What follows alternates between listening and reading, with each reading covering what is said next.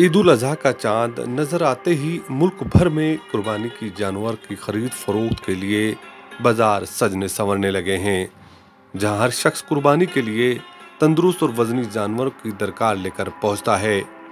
रियासत मध्य प्रदेश के मालवा में भी इन बाजारों का दौर शुरू हो गया है।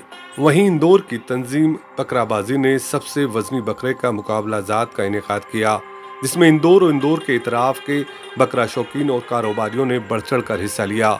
रुस्तम नामी बकरे ने 172 किलोग्राम के वजनी होने का शर्फ हासिल किया। बकरे का नाम रुस्तम है, 172 किलो आया।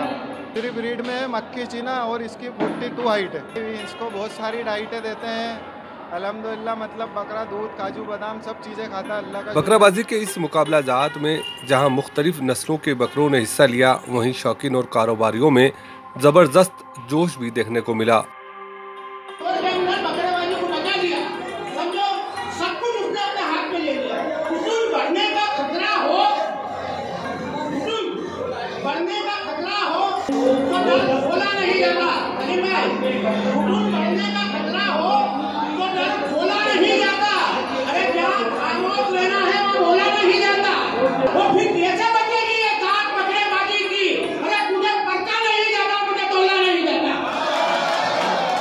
नस्ल मक्खी चीना है और बाहर की नस्ल अपने इंदौर के बाहर की है।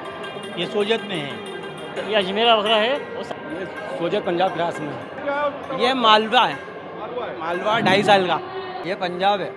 मुकाबला जो हमने कराया है इंदौर के अंदर, इंदौर के थे, रतलाम के थे, अपने देवास के थे। ये जहन में इसलिए आया कि जो माशाल्लाह इंदौर में एक से एक बकरेबाज है। लोगों का कुर्बानी का शौक है, जो पाल के मेहनत करके साल भर में आखिरी के टाइम पे इस टाइम पे बकरा निकाल के कुर्बानी करते हैं। हमारे सभी तमाम मेहमानों जो एमपी के बाहर हैं, उनके सामने हमारे इंदौर का शौक खुल के सामने। और ईद उल अजहा के मौके पर दुनिया भर में हर साल बड़े जोश और जज्बे के साथ इब्राहिम खलीलुल्लाह की सुन्नतों को ताज़ा तो किया जाता है, मगर अभी भी एक बड़ा तबका कुर्बानी के असल मकासद से गाफिल है।